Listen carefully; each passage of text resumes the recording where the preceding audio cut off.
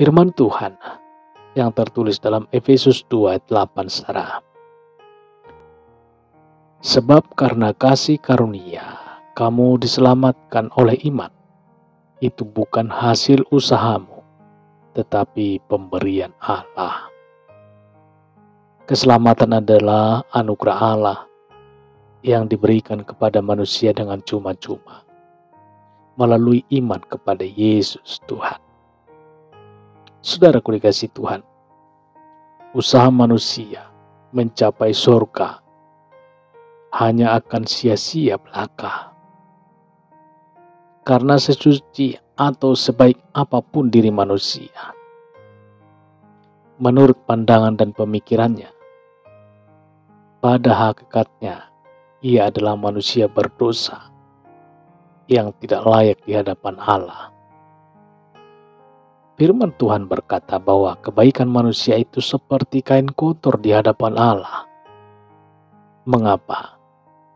Sebab ia adalah pendosa, dilahirkan dalam natur dosa manusia, dan sedang berlumuran dosa. Hanya kasih karunia Allah yang menyelamatkan manusia, dan kasih karunia Allah itu telah diberikan melalui penebusan anaknya, yaitu Tuhan Yesus Kristus di atas kayu salib.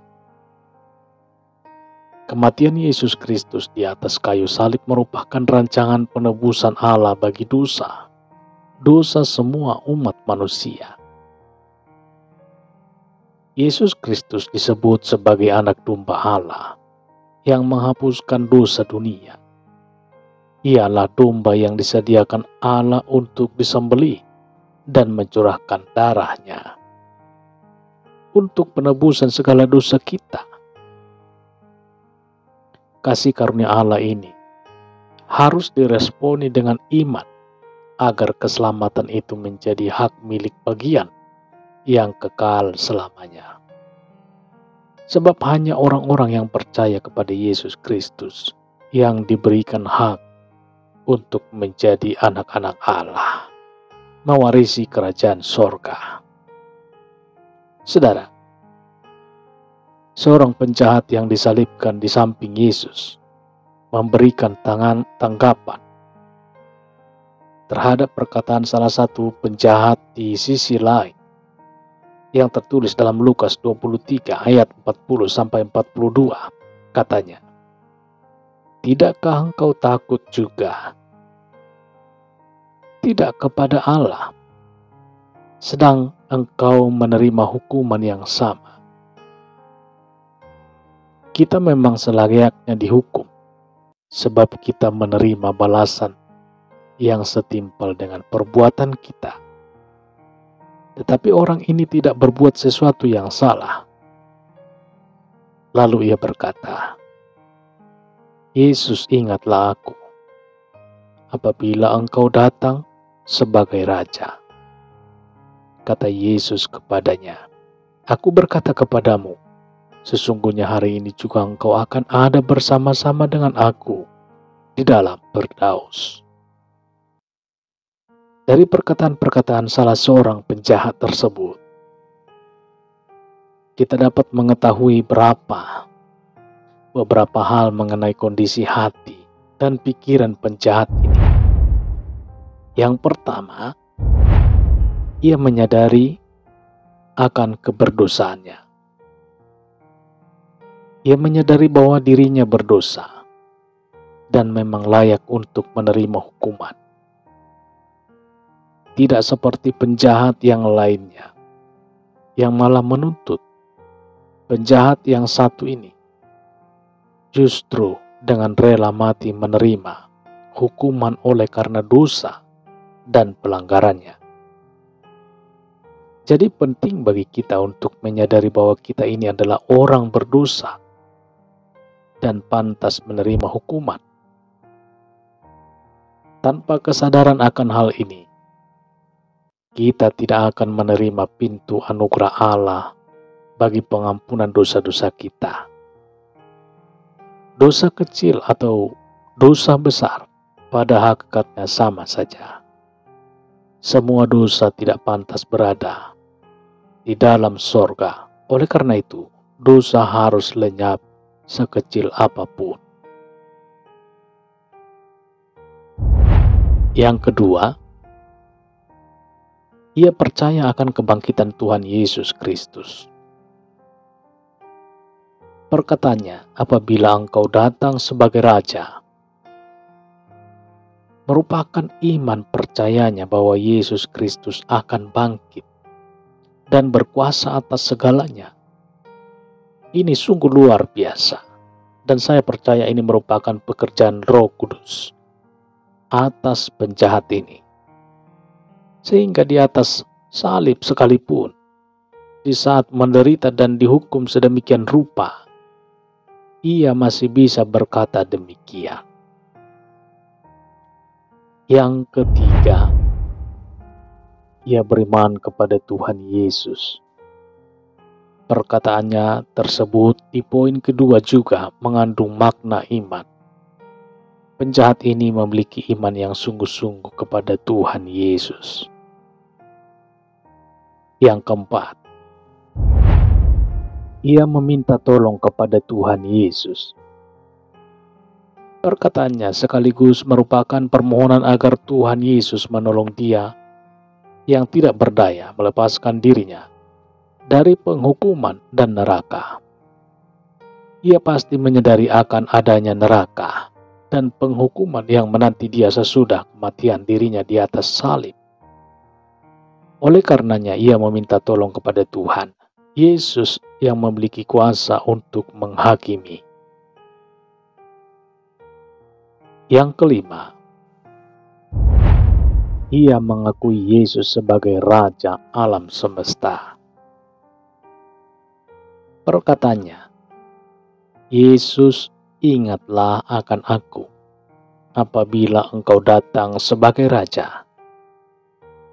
Merupakan suatu bentuk pengakuan bahwa Yesus adalah Tuhan Allah yang menciptakan segala sesuatu, penguasa atas segalanya, dan merupakan keyakinan akan kedatangan Yesus di akhir zaman, yaitu pada hari kiamat dunia, di mana Yesus datang sebagai Raja dan Hakim akan menghakimi semua umat manusia. Apakah hasil dari perkataan dan sikap hati dari penjahat itu?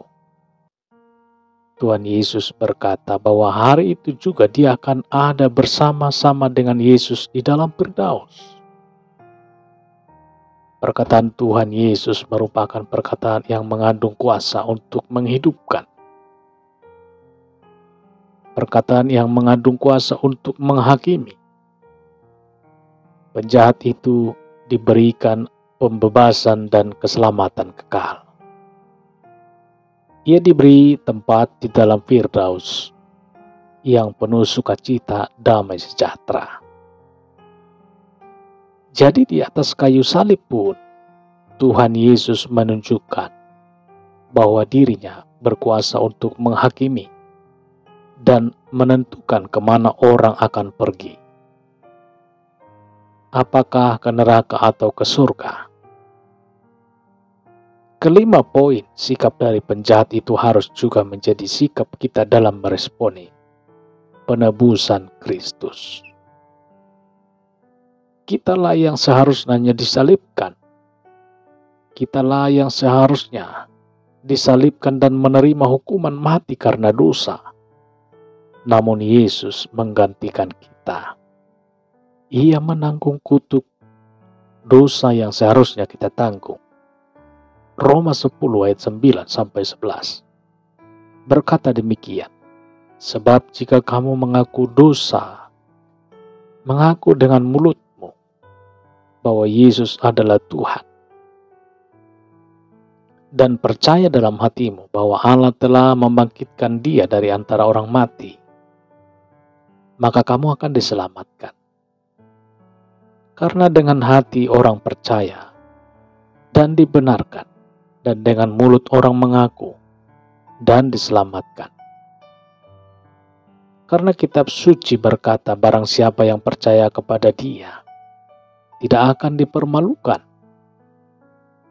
Jangan keraskan hati, saudara. Percayalah kepada Tuhan Yesus, maka engkau akan selamat. Dia adalah Allah sendiri yang menjelma, berinkarnasi menjadi manusia untuk menjadi korban penebusan dosa manusia. Dalam Injil Yohanes 14 ayat 6 tertulis, kata Yesus kepadanya, "Akulah jalan dan kebenaran dan hidup. Tidak ada seorang pun yang datang kepada Bapa kalau tidak melalui aku."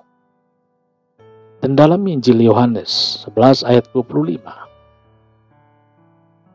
jawab Yesus, "Akulah kebangkitan dan hidup.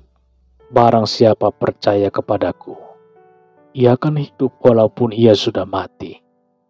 Dan dalam Yohanes 3 ayat 16 tertulis, "Karena begitu besar kasih Allah akan dunia ini, sehingga ia telah mengaruniakan anaknya yang tunggal, supaya setiap orang yang percaya kepadanya tidak binasa, melainkan beroleh hidup yang kekal."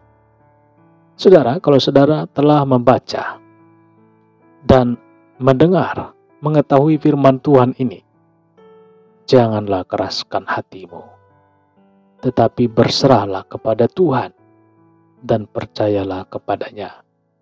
Yesus Kristus, Tuhan dan Juru Selamat. Maka engkau akan memiliki hidup yang kekal dan selamat masuk surga. Saudara, kita berdoa. Tuhan Yesus, kami percaya Engkaulah adalah Tuhan dan Juru Selamat. Kami percaya Engkau telah mati untuk menebus segala dosa, dan Engkau telah bangkit dari antara orang mati, hidup dan naik ke surga, dan akan datang kembali pada hari terakhir untuk menghakimi semua orang. Ampunilah segala dosa-dosa kami, kuduskanlah kami dengan kuasa darah-Mu. Masuklah dalam hati kami, dan pimpinlah hidup kami mulai sekarang ini dengan Roh-Mu yang kudus. Dalam nama Tuhan Yesus kami berdoa. Haleluya. Amin.